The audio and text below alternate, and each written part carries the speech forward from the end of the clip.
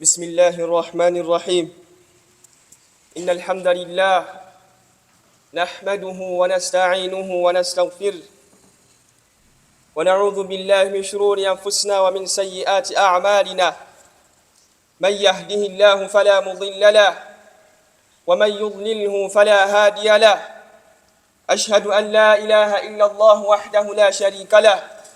وأشهد أن سيدنا محمد صلى الله عليه وسلم فيا عباد الله أوصيكم ونفسي بتقوى الله عز وجل كما قال الله تعالى في القرآن بعد أعوذ بالله من الشيطان الرجيم يا أيها الذين آمنوا اتقوا الله حق تقاته ولا تموتن إلا وأنتم مسلمون وقال أيضا يا أيها الذين آمنوا اتقوا الله وقولوا قولا سديدا يصلح لكم أعمالكم ويغفر لكم ذنوبكم ومن يطع الله ورسوله فقد فاز فوزا عظيما وقال مصطفى حبيب محمد صلى الله عليه وسلم اتق الله حيث ما كنت وأتبع السيئة الحسنة تمهها وخالق الناس بخلق حسن أما تينا مجفق الله سبحانه وتعالى الذي خلق الموت والحياة الذي خلق السماوات والأرض فنانغا توكا سانتي ياتوندو بلام ناتوندا نوكفا ناتوندا انسينو ناتوندا نغولو natonda enjuba natonda omwezi ebibyo byonna bitujja tulaba Allah subhanahu wa ta'ala yabitonda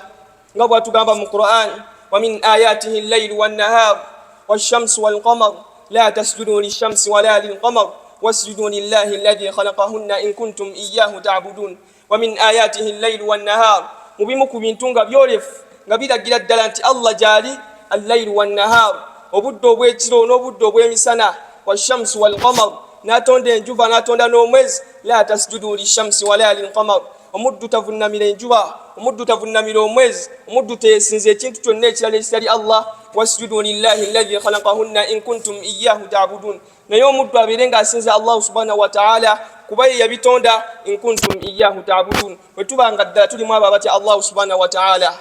omuddu abatidde Allah nga bwe kyetaagisa nga mu butuufu tulina okubeera nga tumutya nga bwatugamba haqqa tuqatihi aba yeerinze ti Allah singa amusigala nga amuwadde omukisa ogubeera kuno ku dunya nga kyamwongedde obuwangazi kuno ku nsi aba agenda kwongera kukola mirimu mirungi oba oliawo Allah ejijja muviirako Allah abeere nga amusiima ate singa Allah asalawo n'abeera nga akujja mu bulamu buno obw'ensi olw'okubeera nga obadde mubaddu abamutya Allah ajja kubeera nga akusanyusa ajja kubeera nga akusasulamu ejjana nabwe ekitomba kuutira nga nange neekuutira tubeere mubaddu abatya Allah subhanahu wa ta'ala ebbanga lyonna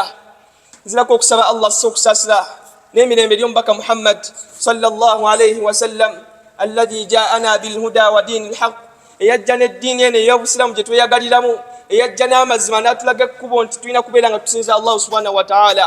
مبكى محمد صلى الله عليه وسلم bingi byejjanga ayitamu embeera nnyingi ezamusomooza hatta yatuuka n'okubeera nga ava ku kyalo gye yazaalibwa Makka ng'alina kubeera nga addukira Madiina yamalako ebbanga ng'ali mu mpuku yagendako Taifa ne batamwaniriza bulungi ne mubeeramu n'abaamu ku bamayinja naye ebyo byonna byonna omubaka Muhammad sallallahu alayhi wasallam tibyamujja ku mulamwa gwa kubeera nga atuukiriza tibyamujja ku mulamwa gwa kubeera nga atukowoola tubeere nga tusinza Allah subhanahu wa ta'ala hatta Allah n'abeera nga ayogera mu Qur'an n'agamba inna Allaha wa malaikatahu yusalluna ala nabi يا أيها الذين آمنوا صلوا عليه وسلموا تسليما مزم الدل الله نبا ملائكة به الله ساسلم بك محمد صلى الله عليه وسلم بملائكة نبا بلانغ ومسابلا الله تابات كوتي لنفا بكرزا يا أيها الذين آمنوا أبان جمع بكرزا صلوا عليه وسلموا تسليما berenga mumusabira olusabiro olw'emirembe nabwe ekitomba kuutiranga nange neekuutira tubeere mubaddu abasalira omubaka Muhammad sallallahu alayhi wasallam ebbanga lyonna أيها المسلمون إن موضوع خطبتنا اليوم التوبة إن موضوع خطبتنا اليوم هو التوبة omulamwa gwaffe ogwaleero gwe tugenda okubeera nga twejjukanya kwe kubeera nga twenenyeza Allah subhanahu wa ta'ala nga Allah bwatugamba mu Qur'an ya ayuha alladhina amanu tubu ila Allahi tawbatan nasuha abange mmwe abakkiriza tubu ila Allah mwenenyeze Allah subhanahu wa ta'ala tawbatan nasuha olwenenyo olw'amazima kitegeeza nti omuntu asobola okukola byonna byakoze n'abeera nga yenenya naye nga teyenenyezza mu mazima nga Allah bwatugamba watawbatu hiya والتوبة هي رجوع العبد إلى ربه ngera kuno okubeera nga weenenyiza Allah subhanahu wa ta'ala kwe kubeera nga oluvannyuma lw'okubeera nga oyonoonye oluvannyuma lw'okubeera nga ogudde mu nsobi kwe kubeera nga oddewa Allah subhanahu wa ta'ala nobeera nga okkakkana nobeera nga weetoowaza nobeera nga oddayo mu maaso ga Allah subhanahu wa ta'ala nobeera nga weenenya wataruku dhambi omuddu nobeera nga weerekereza nobeera nga weesonyiwira ddala ezzambi lye weenenya mu maaso ga Allah subhanahu wa ta'ala wannadamu ilayhi omuddu osaanye obeere nga weetamwa ekyo ekikolwa ky'okoze toyinza kubeera nga weenenyiza Allah subhanahu wa ta'ala ate nga mu kaseera ke kamu owulira essanyu olw'ekyo ezzambi ly'okoze tugeze olina ekintu ky'omuntu kye watutte tugeze wagaanye okusaala ebintu bingi by'oyinza okukola Allah by'atayagala oyinza okuba nga wanywedde mwenge oyinza okuba nga wakoze eddambi lyonna naye ng'ate owulira bulungi okubeera ng'olikola ate n'olowooza nti ogenda kwenenyiza Allah subhanahu wa ta'ala ng'ate osanyukira ebyo Allah bye yagaana nabwekityo tusaanye tubeere mbaddu abeenenyiza Allah subhanahu wa ta'ala olunenye lwannamaddala bintu bingi ebiyinza okututuukako mu bulamu bwaffe okugeza kaseera ka nabbi Nuh alayhi salatu wassalam Allah atunyumiza mu Qur'an fakultu astaghfiru rabbakum innahu kana ghaffara era ne babeera nga bagambibwa okubeera nga beenenyiza Allah subhanahu wa ta'ala innahu kana ghaffara baalimu abo abaagaana era babeera nga bagaana okubeera nga beenenyiza Allah subhanahu wa ta'ala naye nga Allah byali agenda okubakolera yurusili samaa alaykum midirara wayumdidukum bi amwalin wa banina wayaj'al lakum jannatin wayaj'al lakum anhara naye nga Allah yali agenda kubeera nga batonyeseza enkuba akasana tukalaba kayitiridde abalima ebirime ennaku zino size tulabanga yakasana kokka tulabanga essente tezirabika tulabanga ebintu bingi ebizze mu bulamu bwaffe oba oli awo embeera Allah okubeera nga agikyusa ne tutambulira mu bulamu nga bwakanyigo kisobokera ddala okuba nga tulina Allah bye twamukola tulina ebyo bye twakola nga tetulinaba kubeera nga tunyinza Allah subhanahu wa ta'ala nga bwe tusanye tubeere nga tumwetondera tubeere nga tumwenenyeza kisaanyidde eri omuddu okubeera nga yeesonyiwira ddala eddambi lyakola kuba Allah tugamba mu Qur'an inna alladhina amanu thumma kafaru thumma amanu thumma kafaru ثم ازدادوا كفرا لم يكن الله ليغفر لهم ولا ليهديهم سبيلا إن الذين آمنوا ثم كفروا ومد الله يا تغامبا كو abaddu abakiriza ثم كفروا oluvanyuma ne bakafuwala ثم آمنوا oluvanyuma ne babeera nga balongooka ثم كفروا oluvanyuma ne babeera nga bakafuwala ثم ازدادوا كفرا oluvanyuma ne banyikira oluvanyuma ne babbikira mu kubeera nga boonoona lam yakunillahu liyaghfira lahum Allah tagenda batekamu abo bajja kusonyiwa wala liyahdiyahum sabila Allah tagenda kubeera nga abalungamya nabwekityo tusanye tumanye tisinga tubeera nga tugenda kubeera nga tunyeza Allah subhanahu wa ta'ala tusanye tubeere nga twesonyiwira ddala ebyo betukola betwagala Allah abeere nga tusonyiwa ne tubeera nga tulina okubeera nga tulongoosa omuddu singa obeera nga weenenyiza Allah subhanahu wa ta'ala olw'okubeera nga obadde tosaala osanye obeere nga okwenenyako okujja n'ebikolwa nti ogenda kutandika okubeera ng'osaala omuddu oyinza okuba ng'obadde otwala ebintu by'abantu ng'era gwe ekyo kyebakumanyiiko nti oyo musiraamu naye ebintu by'abantu abitwala bw'oba osazeewo okubeera nga weenenyiza Allah subhanahu wa ta'ala tekijja kukola makulu kubeera nga weenenya ate enkeera ne bakusanga nga ate ozzeemu era omuze gwe gumu gwe weenenyiza Allah subhanahu wa ta'ala nabwekityo tusaanye tubeere nga tulongoosa mu bikolwa byaffe bwe tuba nga tusuubira Allah ajja kubeera nga atusonyiwa Allah tugamba mu Qur'an قل يا عبادي الذين أسرفوا على أنفسهم لا تقنطوا من رحمة الله إن الله يغفر الذنوب جميعا إنه هو الغفور الرحيم قل يا عبادي الذين أسرفوا على أنفسهم أبغام بابا بدو بانجي الله okubeera nga tusobya tekijjako okubeera nga tuli baddu be tekitufuula abantu babi maaso ga Allah subhanahu wa ta'ala kitegeeza nti Allah banga lyonna ayaniriza fe abasobya n'abo abalongoosa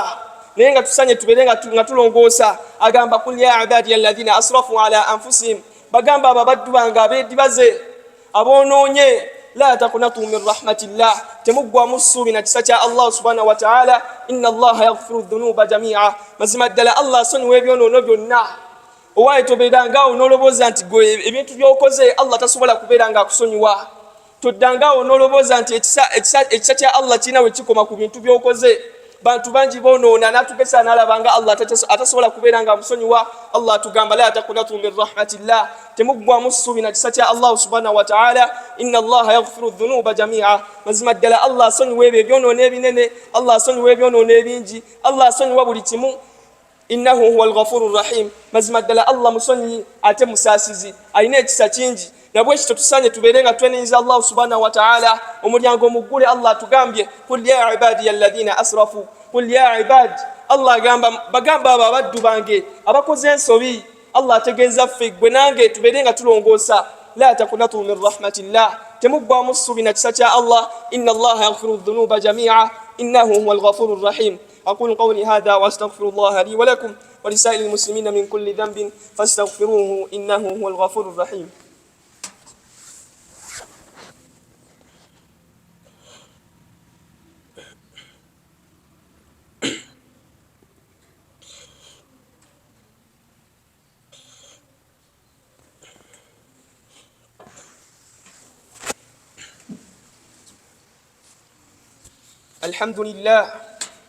الحمد لله رب العالمين،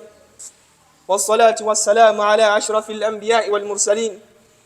نبينا محمد صلى الله عليه وسلم. اعلموا عباد الله أن الله خلق الناس مخطئين. musanye mumanye abaddu ba Allah bebitibwa nti Allah tutonda abantu fenga mu butonde bwaffe tutambulira wamu n'okubeera nga tusobya. Era ekyo tosuubira nti omuddu ogenda kuwangala obulamu bwonna nga tokoze ku nsobi. nga bwe kyajja mu hadith qala Rasulullah sallallahu alayhi wasallam kullu bun adam, buli mwana adamu yenna, buli muddu yenna kuno ku dunya khata, musobya, wa khairul khata'ina at-tawwabun. naye yagamba nti we yali amalayo hadith n'agamba wa khairul khata'in at-tawwabun, naye omusobya akyasinza okuba omulungi ekigenda okufuula ow'enjawulo ku bonna bonna baali abasobya at-tawwabun, kubeera nga gogenda kudda mu maaso ga Allah subhanahu wa ta'ala, obeere nga weenenya ebyo by'oba okulembeza, obeere nga weenenya ebyo by'osobeza Allah subhanahu wa ta'ala. Allah tugamba mu Qur'an ومن يعمل سوءا أو يظلم نفسه ثم يستغفر الله يجد الله غفورا رحيما. لا تقول سأتوب غدا. omuddu toddanga onogamba nti nja kwenenya enkeera, omuddu toddanga onolobooza nti olw'enkya Allah ajja kutuusaamu obeere nga weenenya. bantu bangi ayagadde obeere nga yakola ebintu n'abeera nga yagenda n'asobya Allah subhanahu wa ta'ala, n'asuubira nti ajja kubeera nga yeenenya gye bujja, Allah n'atamusobozesa kubeera nga atuukayo. nabwe ekyo kitegeeza nti w'okoledde ensobi gy'oba okoze ng'oyagala kwenenya mu maaso ga Allah subhanahu wa ta'ala, kiba kirungi nnyo omuddu n'obeera nga weenenya mu kaseera nga ensobi tennaba kubeera ng'eyitako budde bungi. kuba ensobi Allah byayagala tubimanyi, al-haram wal-halal bayin, ebintu Allah byayagala ne Allah byatayagala bimanyikiddwa. nabwe ekyo omuddu bw'akola ensobi aba akimanyi nti akoze ensobi, naye ekigenda okufuula ow'enjawulo, ekigenda okufuula omwawufu ku balala kwe kubeera ng'ogenda kwenenyeza Allah subhanahu wa ta'ala oluvannyuma lw'okubeera ng'okoze eyo ensobi. nabwe ekyo wano kyetwagala ki omuddu okubeera nga oyanguyiriza ebintu by'okola by'obulamu bwo ngeri gy'owangalamu obimanyi. Allah byatugaana bingi, naye nga ebimu okimanyi naawe obeera ng'obikola, naye Allah kyakwagalamu ki kubeera ng'ogenda kubeera ng'odda mu maaso ge, ogenda kubeera nga weenenyeza Allah subhanahu wa ta'ala. Al-mu'min laysa huwa alladhi lam yakhti'u abadan. omukkiriza si oyo omuddu agenda okuwangala obulamu bwonna nga talina nsobi gy'akoze, ekyo tolina wejja kisanga. naye ate ekifuula omuntu omukkiriza kwe kubeera nga agenda kugwa mu nsobi oluvannyuma adde mu maaso ga Allah subhanahu wa ta'ala, abeere nga amusaba, abeere nga amusonyiwa, abeere nga amwenenyeza Allah obaolyawo abeere nga amusonyiwa. nabwe ekyo tusanye tumanye inna Allah yuhibbu at-tawwabun, Allah ayagala nnyo abo abaddu abeenenya. lwaki? omuddu buli wakola ensobi n'abeera nga yeenenyeza Allah subhanahu wa ta'ala, osobola okitwala mu bulamu buno obwa bulijjo. singa omuntu akola ekintu n'abeera nga adda n'akwetondera, kisobokera ddala okubeera nga ojja kubeera ng'omusonyiwa, era n'enkwatagana webe badde evuddewo muddemu mukwatagane bulungi. naye oluusi abaddu tukola ebintu ne tubeera nga tugaana okubeera nga tunyinza Allah subhanahu wa ta'ala, Allah n'akyusa mu bulamu bwaffe engeri gye tuwangalamu, Allah n'atukendeza mu byenfuna byaffe. ebizibu bingi bigenda kujja mu bulamu bwaffe olw'okubanga twagaana okubeera nga tunyinza Allah subhanahu wa ta'ala. Allah agenda tugezesa n'ebintu bingi olw'okubeera nga tulina bingi bye tukola ebyo Allah byatayagala, ate ne tugaana okubeera nga tubyenenya, ne tugaana okubeera nga tubivaako, ne tugaana okubeera nga tulongoosa mu maaso ga Allah subhanahu wa ta'ala. Allah agenda tukyusiza mu bulamu.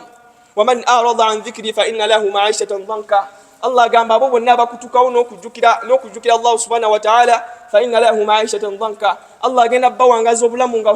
sibwa mirembe, nga bulamu bwa kanyigo. Nabwe ekyo tusanye tumanye nti okubeera nga twenenyeza Allah subhanahu wa ta'ala nayo ngeri yakubeera nga tujjukira Allah subhanahu wa ta'ala, n'omanya nti Allah kino takyagala, wakikola n'obeera nga otyenenya. Nabwe ekyo tusanye tumanye titawuba omuddu gyagenda okukola olunaku olwaleero esinga okubeera nga ojja kwejjusa eyo gye bujja, ti singa nnakozesa omukisa nga Allah akyampadde obulamu, singa nnakozesa omukisa nga nkyalina obusobozi okubeera nga nnenyeza Allah subhanahu wa ta'ala. إن الله ملائكته يصلون على النبي يا أيها الذين آمنوا صلوا عليه وسلموا تسليما اللهم صل على محمد وعلى آل محمد كما صليت على إبراهيم وعلى آل إبراهيم إنك حميد مجيد وارض اللهم عن الخلفاء الراشدين منهم أبو بكر وعمر وعثمان وعلي اللهم أعز الإسلام والمسلمين وأذل الشرك والمشركين ودمر أعداء الدين اللهم اغفر للمؤمنين والمؤمنات الأحياء منهم والأموات